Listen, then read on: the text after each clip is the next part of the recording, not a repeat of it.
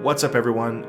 I'm going to talk about dictation today. Now, of course, that means taking words out of our mouth and getting them somehow into a computer, translated or transcribed into text, and that becomes the book.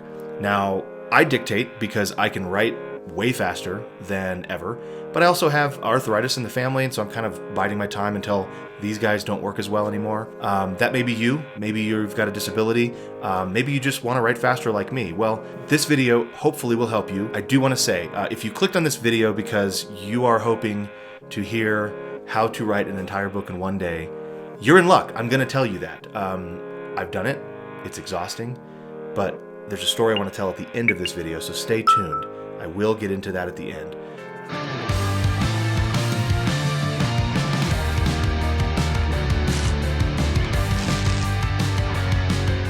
We need to talk about the equipment first. Now, obviously, we need some sort of way to record our voice. A microphone, for example, that is either picking it up and storing it on the device or sending it to our computer. During this video right now, I'm using a microphone. This is actually, this right here. This is the Yeti from Blue is the company. And now they make the Snowball, which is a great microphone as well. I used to use that. For dictation, there's really no reason to get the highest quality microphone. You're not doing a podcast, you're not doing videos, but if you do want to do any of that stuff, it might be worthwhile for you to get something like the Yeti by Blue, because it will work for everything. You also will need some sort of microphone if you're not at home. So if you're driving around like I do, I typically dictate in the car. I drive around looking at scenery from my beautiful state of Colorado. If you're doing that, then you can do one of two things. You can use a Bluetooth headset. I used one that had a cup on one side and it went over the head, and there's a little microphone. I don't know where it went, otherwise I would show it to you, but I'll link to something like that. They make these with some noise cancellation technology, but you can do all that later on with something like Audacity, which is a free audio editor tool. The benefit of something like this is then it's all wireless. You just wear it on your head and you drive around or you walk around. I know a friend takes hikes and does this. It sends it to your phone, so you actually have your phone doing the recording. In order to do that, the app we use on our phone is called Voice Record Pro. Works great. The best part about it is you can dig into the settings and turn the input volume down so you don't get air whoosh noise, that kind of stuff. It costs like $5, $6, something like that. I'll link to it in the show description down below here somewhere. Yeah. Okay, so the other option, and this is sort of what I've graduated to, is using something like this. This is the Zoom H1N Handycam. I think they call it the handy recorder, sorry. It works a treat. It's great. It's got two microphones, so it's actually recording in stereo, which basically doesn't matter because our voice is going to be mono anyway, but it actually works to cancel out a lot of the background noise that we have, especially in a car. So the low hum of the engine, the highway noise, whatever, that I often had trouble getting rid of with a Bluetooth headset, this typically does really well. I put it right up to my mouth, hand on the steering wheel, looking out the window, and it just records my voice because it's picking that up and nothing else. I can usually record about 6,000 to 10,000 words in a trip, a trip being 2 to 3 hours of driving. I come back and I can dump it all into the computer, and then I use software to transcribe it for me called Dictation. It's by a company called Nuance. I believe they got purchased by Microsoft, which is why they're no longer supporting their Mac software. Whatever. The long and short of it is I have the most up-to-date Mac software as this video is being recorded, and Dragon Dictate still works perfectly fine with that. I find that Dragon has the best transcription quality. 90 to 95% of the words it gets accurate. I have not found software that works as well for transcription. So as far as equipment goes, that's pretty much all we need. We just need a way to capture our voice and get it into our computer, and then some software to churn out the words. Common thread I hear with authors wanting to start is, I don't really know what to say. I don't really know how to do this. What do the words need to be, right? Like anything else, dictation is a skill, and you can train it and you can learn how to do it. I will say it is definitely a mental shift from typing. It's a whole different area of the brain, it feels like sometimes. But that's okay, because the books that we end up with, in my experience, are just as good, if not better, than the ones that we would get if we typed them. To combat that, I recommend a few things. First of all, I have to have an outline. I have to have a very in-depth, very detailed guide to what the book is going to be. Now, for my outlines for dictation specifically, I have to make sure that every scene that I'm outlining, that I will dictate later, has 3 things really nailed down. And those 3 things are the character or characters who are in the scene. I also need to know the location. I really need to make sure that I've got that one figured out before I start trying to dictate. And then the last one is the goal. So what's my goal as the author for the scene, but also what are the goals of each of the characters in the scene? Now, this is pretty reasonable writing advice, pretty typical stuff. You've probably heard this kind of thing before.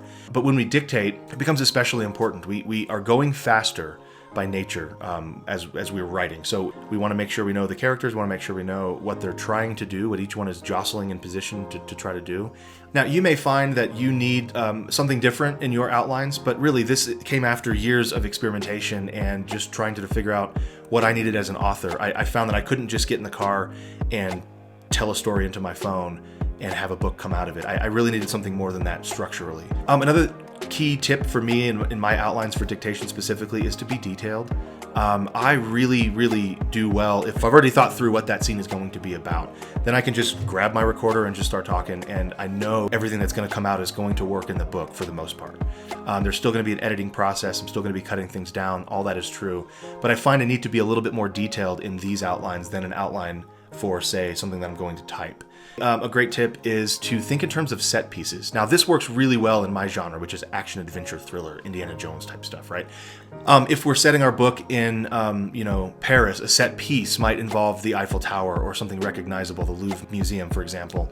Something that readers can latch onto and say, I know that place, I know where that is. These set pieces are really easy to translate into words when we dictate, because we already kind of have built this in our minds as a big scene, a big important scene. Finally, I want to talk about some weird stuff that just comes up, and a lot of writers will ask me about dictation, and then these are sort of the things that they follow up with, like, well, what about this? One of those things is, how do we do the punctuation? That seems like it'd be really weird to get used to. Now, when we type, we don't think about it, right? If we need a comma, well, there's a button for the comma. We just press comma or period or semicolon, whatever it is. But when we dictate, the computer that's going to transcribe it later needs to know that we're starting dialogue. We have to say open quote. But I assure you, this doesn't take very long to get used to. When I first started dictating, yeah, it was kind of a chore to think, okay, I got to put a comma in here, and oh shoot, I got to do the close quote now, and then she said, period. But when you've done this for a while, you can literally just say, new line, open quote, where are you going tonight for dinner, question mark, close quote, she asked, period. It's that simple. It really just flows naturally. The punctuation is second nature. That happens very quickly. I've also noticed that we get into a habit of describing things the same way. One of the things to try to do in our outline is add those descriptors that we want to make sure we cover. So for example, I tend to describe buildings the same way. They're all government beige. I like that term. I think it's funny. And so I ended up, when I dictate, if I don't have some helpful descriptors in the outline, all of my buildings become government beige. It gets really boring and it's terrible writing. So we want to make sure that we've added those descriptors, the things that are going to help us later in the outline. Now, when I am driving down the road, I usually will stop and look at my phone. Don't drive and look at your phone, people. Come on. Stop and look at my phone. I have all my outlines in Apple Notes. Very, very simple, very straightforward. And whatever I haven't typed or dictated yet, I will make bold. So then as I go, if I do a scene and I'm finished with the scene, I'll just make it not bold. So then I can tell really quickly where I am in the story. And that's where I'll drop in those descriptors. If there's a particular character that needs to have a Russian accent, or they're rotund in appearance, or whatever the thing is, we don't always have those, ready to go on the fly. At least I don't.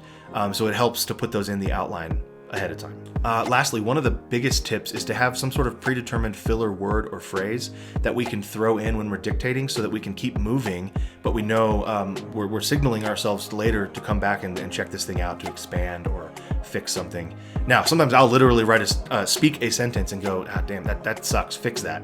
And that will get transcribed, and so I'll be going through line by line and editing, and I'll see, oh, that sucks, fix that. So I'll go back and look and say, well, what sucks about that? What do I have to fix? Another way I do this is by just saying blank, blank, blank. I say blank 3 times, and then when that gets transcribed, it tells me there's something here I need to look at. Now, usually it's because I haven't given myself enough description in the outline to really accurately describe something without being boring or recycling the same phrases over and over. So I'll just say, he walked by a building, but we need to know what the building looks like. So I'll say blank, blank, blank, describe this better.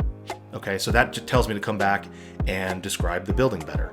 And I'll kind of throw another tip in here. That is, if you've got a weird character name, if you're writing fantasy, for example, likely your transcription service, with if it's dragon or a human, whatever it is, won't catch that, and they won't be able to know what you're talking about.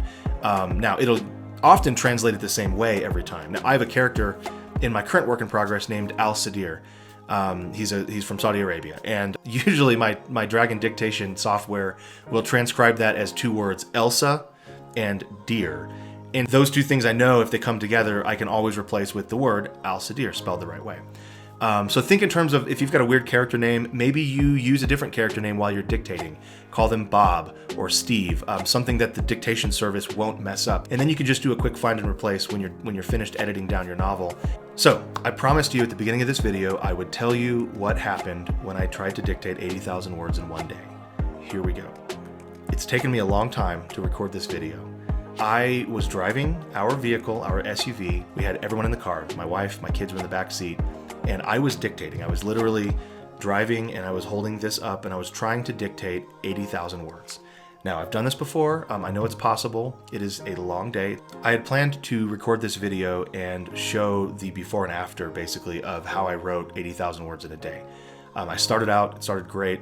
I got about 2-3 hours into driving, and I really fell into a groove.